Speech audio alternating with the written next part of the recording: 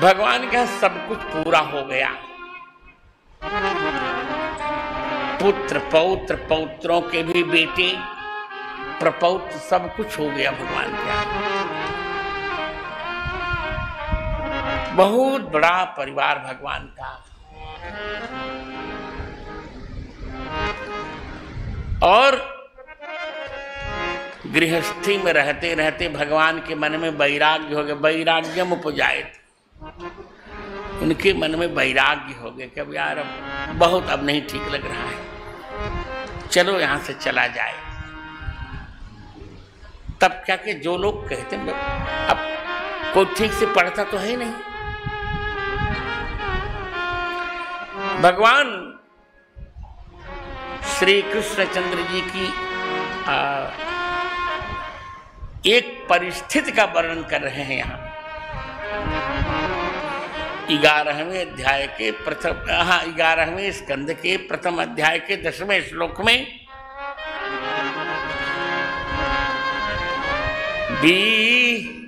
बिभ्रद्वपुः सकल सुंदर सन्निवेशम् कर्माचरन् भुवि सुमंगलमाप्तकामः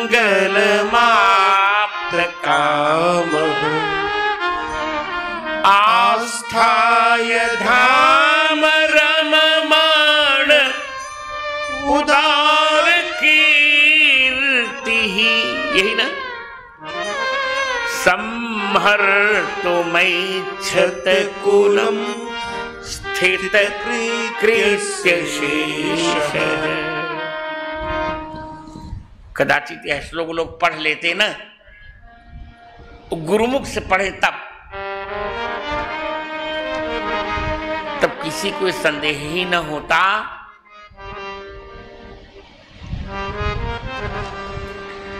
कि भगवान कृष्ण का परिवार उद्दंड क्यों हो गया था,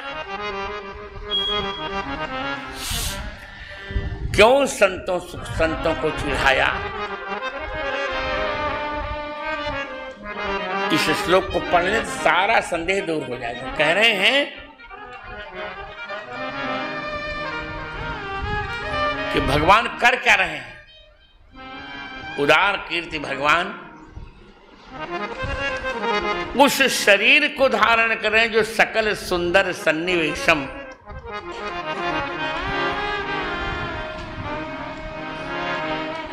सकलानाम सुंदरानाम सन्निवेशः यस्मिन्, सभी सुंदरों का जहां सन्निवेश हो गया है, संसार का सारा सौंदर्य जहां इकट्ठा हो गया है, ऐसे शरीर को भगवान धारण कर रहे हैं। कर्माचरण भुवि सुमंगल माप्त काम, कर्माचरण भुवि सुमंगल माप्त काम, आप्त काम, जिनकी सारी कामनाएं पूर्ण हैं और जो इस संसार में रहकर मंगलमय सत्कर्मों का आचरण कर रहे हैं।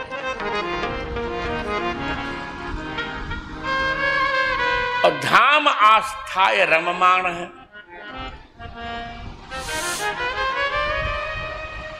अधिसिंह स्थासाम कर्म, अपने धाम द्वारका जी में विराजमान होकर भगवान अपने में ही रमण कर रहे हैं, आनंद में रमण कर रहे हैं। ऐसे भगवान ने क्या किया, स्थित कृत्य शेष, जिनका शेष कृत्य भी स्थित है, भगवान ने कहा कुलम संहर्तुम ऐच्छत। समपूर्वक ह्री धातु के दो अर्थ होते हैं। संहरति, एक तो संहरति का अर्थ होता है संहार करना, सबको मार डालना, और आपने यदि न सुना हो तो सुन लीजिएगा, सुना हो तो अच्छी बात है। हमारे संस्कृत साहित्य में एक नाटक है वीणी संहार। वीणी संहार, वीणी माने चोटी और संहार माने यहां समेटना, मार डालना नहीं। द्रौपदी जी ने उसी समय अपनी चोटी खोल दी थी जब दुशासन ने उनका चीर खींचा था। और द्रौपदी जी ने प्रतिज्ञा की थी कि जब दुशासन की भुजा के खून से नहाऊंगी तब फिर मेरी चोटी बनेगी।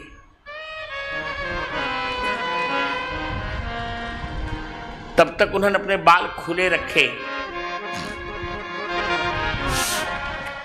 और जब भीमसेन ने दुशासन को युद्ध में हराया और कहा बताओ किस भुजा से तुमने द्रौपदी का केस पकड़ा था? उसने कहा दाहिनी भुजा से। कहा तो ठीक है। दाहिनी भुजा को भीमसेन ने उखाड़ दिया। दुशासन मूर्छित होकर गिर पड़ा और दुशासन का खून भीमसेन अंजलि में अपनी अंजुलि में ले आए। रणभूमि छोड़कर द्रौपदी जी के शिविर में आए। कहा लो नहाओ। द्रौपदी ने दुशासन के खून से जब नहाया तब अपनी चोटी बांधी। तो यहां वीणी संहार में संहार का अर्थ क्या है? समेटना, बिखरी वस्तु को समेटना। अब वही अर्थ में यहां कर संहर्त मैच्छत कुलम।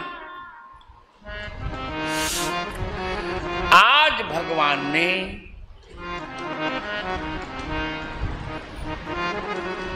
अपने बिखरे हुए कुल को समेट लिया।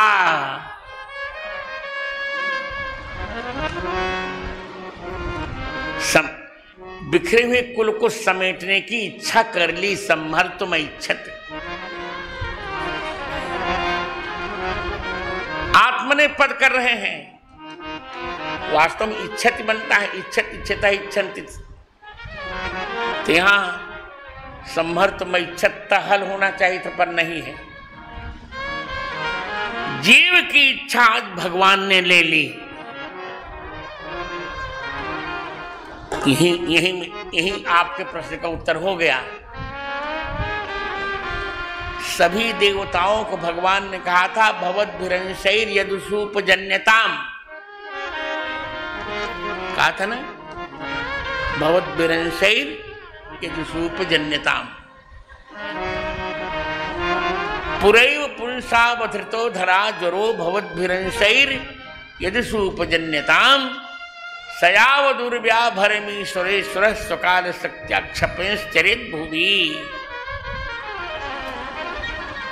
भगवान ने देवताओं से कहा था कि सब लोग अपने अपने अंशों से यदुकुल में जन्म ले लीजिए। कब तक के लिए? जब तक मैं भूभार उतारूं तब तक के लिए।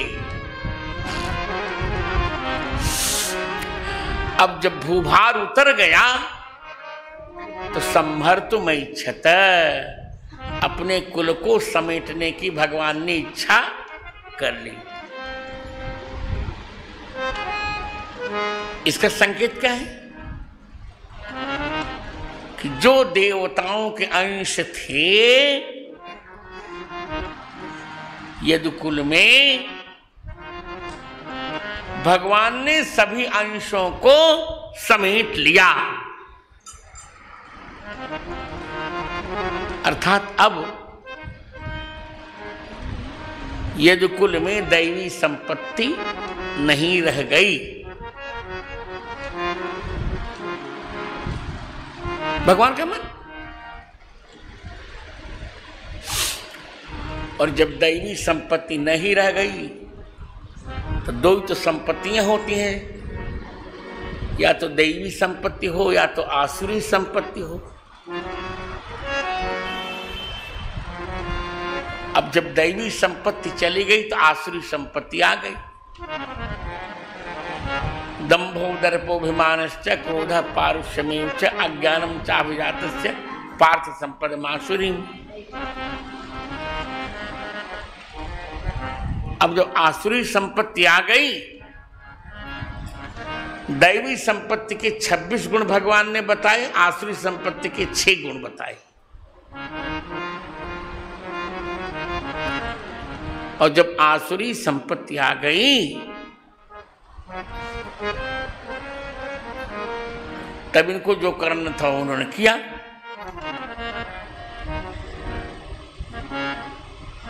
संतों का अपमान कर दिया, सांब के पेट में कपड़ा बांधा और कहा, संतों से कहा भगवान उनको साड़ी पहना दी। अच्छा, सांब को ही निमित्त क्यों बनाया जानते हो नहीं?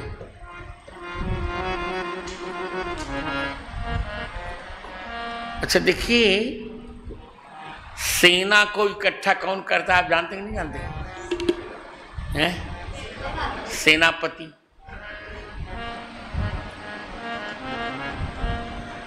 और सेनापतियों में सबसे श्रेष्ठ सेनापति कौन है? गीता में तो है लिखा, सेनानी नाम अहम स्कंदः। सेनापतियों में सबसे श्रेष्ठ हैं कार्तिकेय जी।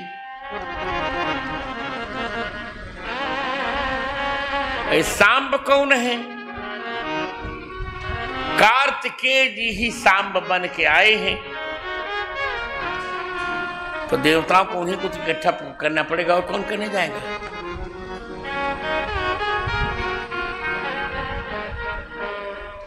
संतों को चिढ़ाया तो संतों को क्रोध आ गया। संतों ने कहा जनयिष्यति वो मंदा मुसलम कुलनाशनम। ये महिला एक मूसल को उत्पन्न करेगी जो तुम्हारे कुल को नष्ट कर देगा। तब ये सब हो गया। इसका संकेत ये है, जिस समय संतों का ये अपमान कर रहे थे उसमें केवल लोग बचे थे, भगवान के कुल का वहां कोई था ही नहीं। ये आरोप निराधार गलत है, सरासर गलत है। वहां भगवान के कुल का कोई नहीं था, सब असुर आ गए थे।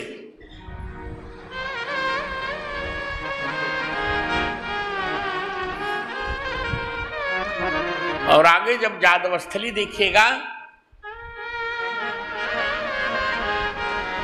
तो भगवान ने ही जिनको पूर्व उनके पुत्र कहा जाता था, जिनको भगवान ने फूंक फूंक कर चम्मच से दूध पिलाया होगा, भगवान ने उन्हीं अपने बालकों को स्वयं सुदर्शन चक्र से काट कर फेंक दिया।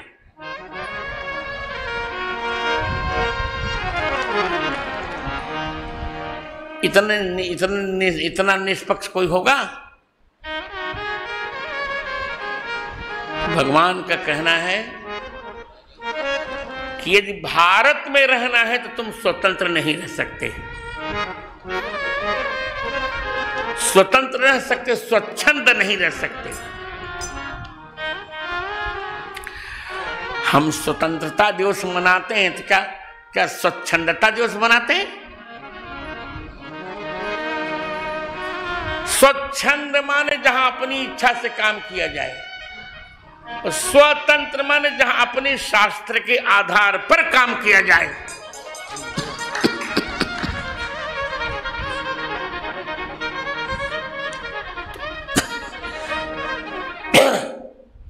आशा है कि मैं उस प्रश्न का मैंने समाधान कर दिया जहां ये प्रश्न है कि भगवान के बालक अनुशासित क्यों नहीं रहे। अरे भगवान के बालक ही नहीं तो चले गए सब। द्वारका में रहते रहते ही सभी देवांशों को भगवान ने समेट लिया। संभर्तुम ऐच्छत्, समेटने की इच्छा कर ली। ये श्लोक लोग क्यों नहीं पढ़ते? संभर्तुम ऐच्छत्, समेटने की इच्छा कर ली।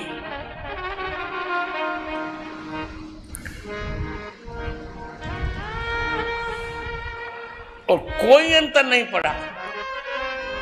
साफ हुआ। बच्चों ने आके महाराज उग्रसेन को बताया, भगवान का जाओ ससुर, अब तो मरना तो मर जाओ ठीक से, यार चलो।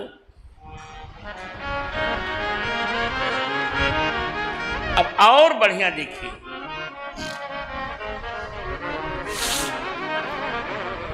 भगवान जान गए थे कि अब ये हमारे बालक तो रहे नहीं, इनमें आसुरी भाव आ गया है। और ब्राह्मणों ने श्राप दे ही दिया है इनको, इसको तो मरना ही मरना है। तो इनको मरना तो है, पर इनको गति भी तो मिलनी चाहिए।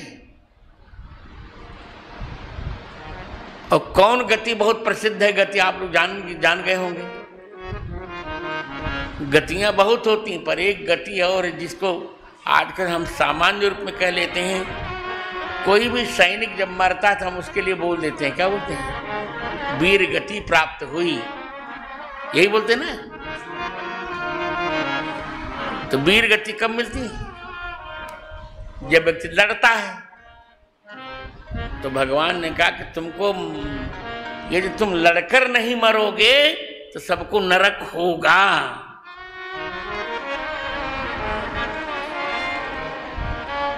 इसे चलो युद्ध में लड़कर मर जाओ। हाँ, कुछ भी हो, युद्ध में युद्ध होना चाहिए। सन्मुख लड़ी वीर की शोभा, परस्पर हो चाहे अपरस्पर लड़ना चाहिए, शस्त्र से मृत्यु होनी चाहिए। इसीलिए तो महाभारत में जब धृष्टद्युम्न को अश्वत्थामा मार रहा था तो धृष्टद्युम्न ने कहा, गुरुपुत्र शस्त्र से मारो। कहा, तुमको शस्त्र से नहीं मार सकता, शस्त्र से मारोगे तब तो तुम्हारी मुक्ति हो जाएगी। और तुमने गुरु की हत्या की, से तुमको हाथ और लात, घूंसे और मुक्के से मारकर तुम्हारे प्राण लूंगा। हथियार का प्रयोग तुम्हारे लिए मैं नहीं करूंगा।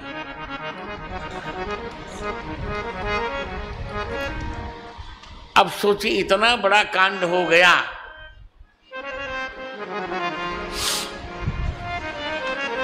मुसल को पीसकर सागर में डाल दिया भगवान ने।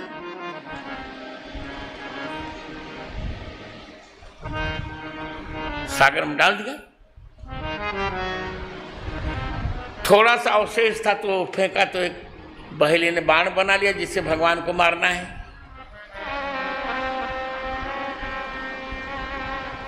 इतना बड़ा कांड हुआ, पर न तो भगवान के मन पर कोई अंतर है और न ही वसुदेव जी के मन पर कोई अंतर है। वो तो जानते हैं कि हमारे बालक यहाँ तो है नहीं।